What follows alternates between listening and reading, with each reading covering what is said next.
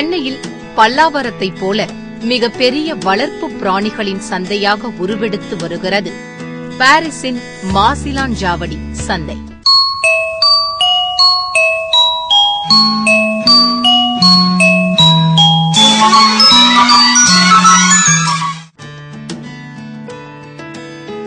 வீட்டில் செல்லமாக வளர்க்க விரும்பும் பிராணிகளான கோழி வகைகள், புறா, முயல், நாய், வாத்து, ஃபேன்சி பறவைகள் மற்றும் வண்ண வண்ண மீன் போன்றவைகள் அணிவகுத்து நிற்கும் தோரணை நம்மை வியக்கச் செய்கிறது.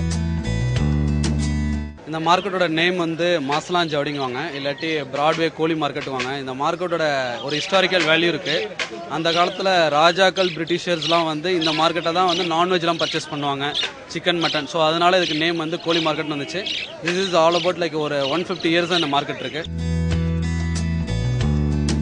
விரும்பும் பிராணிகளை விற்பனை செய்பவரிடம் பேரம் பேசி விற்பனையாளர் மடிந்தால் வீட்டிற்கு வாங்கி வந்து விடலாம். வாரத்தில் ஞாயிறு அன்று உருவாகும் இந்த சந்தை விடிகாலை 5:30 மணிக்கே களை கட்டிவிடுகிறது.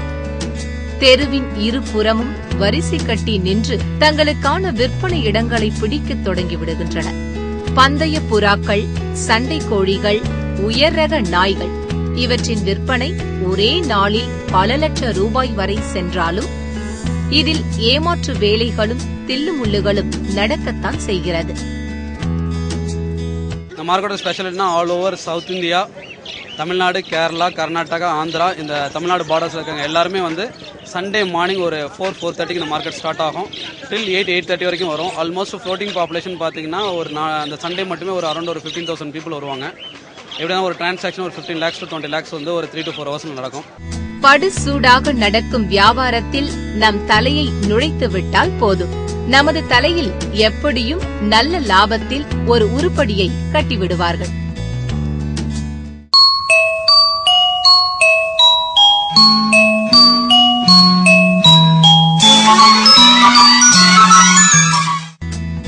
உள்ளே நுழையும் போதே கூட்டத்தினை கண்டதும் இனம் புரியாத சந்தோஷம் ஏற்படுவதை நம்மால் உணர முடிகிறது. பறவைகள் சரணாலயத்தில் மட்டுமே பார்க்க கொடுத்து வைத்த இந்த கூண்டு பறவைகளை நம் கைகளில் ஏந்தி அதனுடன் சில நிமிடம் பேசி கொஞ்சி விட்டு பிடித்ததை வாங்கிக் கொள்ளலாம். 10 வருஷமா இங்கே டாக் எடுத்துகிட்டு வரேன். பேட்ஸு எல்லாமே இங்கே விற்பனை ஆகுது. இங்கே எடுத்துகிட்டு வந்தால் ஓரளவுக்கு நல்ல ரேட்டுக்கு விற்கிது. அதே மாதிரி மக்கள் நல்லா வந்து இங்கே வந்து பொழுதுபோக்காக வந்து பார்த்துட்டு தேவையானதை லவ் பேர்ட்ஸு, புறா, கோழி, சண்டை கோழி, முயல், நாய்ங்க, விதவிதமான டாக் எல்லா வெரைட்டியும் வருது. எல்லாமே வந்து ஆசைப்பட்டு வீட்டுக்கு செல்ல பிராணிகள் நிறையா வந்து வாங்கிட்டு போகிறாங்க.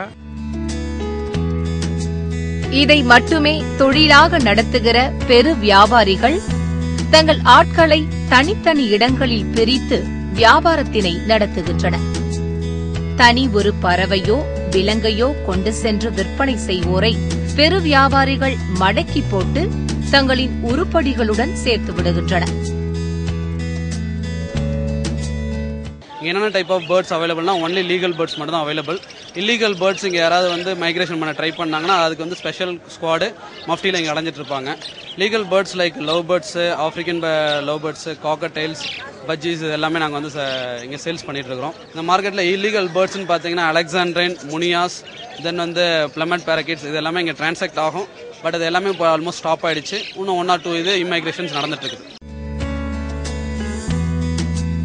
இப்படி தொழில் விருத்திக்காகவும் போட்டியாளரை வளர்க்க விரும்பாத வியாபார நுணுக்கத்துடன் செயல்படுவதில் முதலாளிகள் கருத்தாய் இருக்கின்றனர். முயல், நாட்டு கோழிகள், வாத்து, காடை போன்ற கறிக்கு பயன்படுபவை வாங்கவே அதிக அளவில் மக்கள் கூட்டம் கூடுகிறது. பல வருடமாய் ஆசையாய் வளர்த்திட்ட செல்ல நாய்களை பண தேவை காரணமாக விற்றுவிடும் சமயத்தில் அதை வளர்த்தவர்கள் கடைசியாய் ஒருமுறை தடவி கொடுத்து கொஞ்சும் போது ஏனோ நம்மையும் கலங்க செய்து விடுகிறது அந்த சூழல். இது வந்து ஒரு 5,000, 4,000, 4,500 வந்தா கொடுத்துருவோம். அவ்வளவு நார்மல் பிரைஸ் தான். இதயத்தினை கொய்திடும் உணர்வுகளின் வெளிப்பாடு இச்சந்தையில் நிறையவே சாத்தியமாகிறது.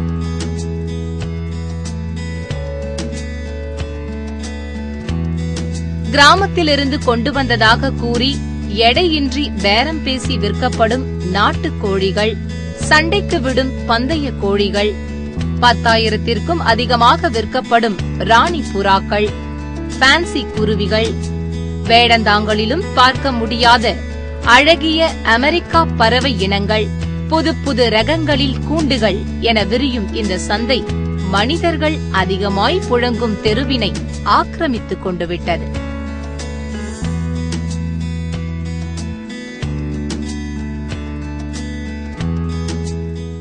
நான் கிட்டத்தட்ட ஒரு 5 வயசுலேருந்து வரேன். எங்கள் அப்பா கை பிடிச்சி கூட்டுறது வந்துட்டு இருக்கேன். இது இந்த இந்தியா ஃபுல்லாக கல்கட்டா, பாம்பே, பெங்களூர் எல்லா மாநிலத்திலேருந்து இந்த வராங்க. இன்னைக்கு நேற்று இல்லை, இது ஒரு 100-150 வருஷத்துக்கு மேலே இந்த மார்க்கெட் இருக்கு. இந்த மார்க்கெட் இன்னும் ரிஜிஸ்டர் ஆகல. ஆனால் பொதுமக்களுக்கு இது ஒரு பெரிய ஒரு வரப்பிரசாதம். என்ன ஒரு பொருள் வாங்கினா இங்கே வாங்கிக்கலாம். நவாப் காலத்துக்கு மேலே இருந்து இருக்குன்னு சொல்றாங்க. ஒரு 100 வருஷத்துக்கு மேலே இந்த மார்க்கெட்ல இருக்கு.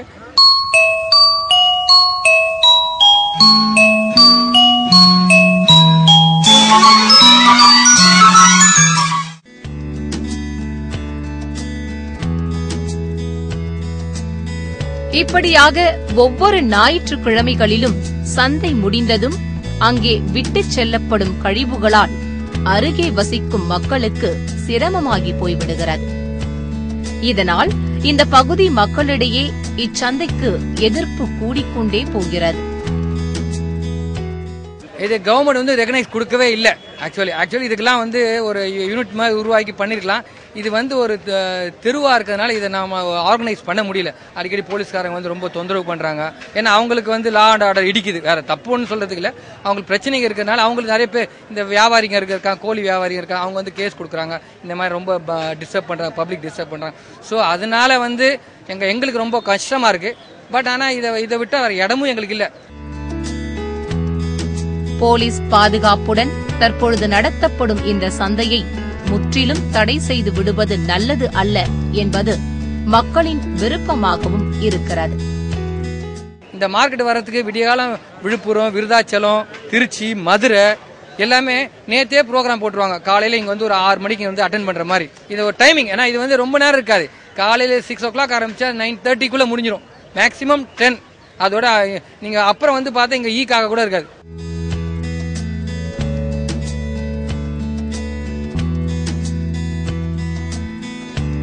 மேலும் இப்படி மக்களுக்கு இடையூறு இல்லாத வகையில் இந்த சந்தையை நடத்துவதற்கு வேறொரு இடத்தை அரசு தேர்வு செய்து கொடுத்தால் அது எல்லோருக்கும் பயனுள்ள வகையில்